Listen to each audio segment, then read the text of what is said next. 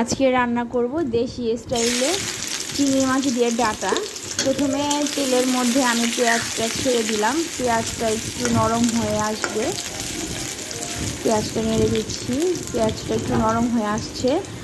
এখন আমি একটু রসুন বাটা দিয়ে দিলাম।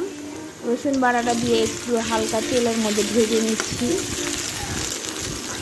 পেঁয়াজের সাথে হালকা করে একটু নেড়ে নিলাম, রসুন দিলাম।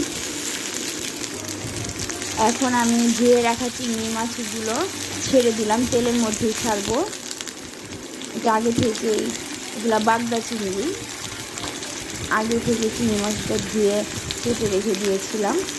এখন আমি তেলের মধ্যে পেঁয়াজের সাথে চিংড়ি মাছটা দিয়ে একটু নেড়ে নিচ্ছি, হালকা করে ভেজে নিচ্ছি।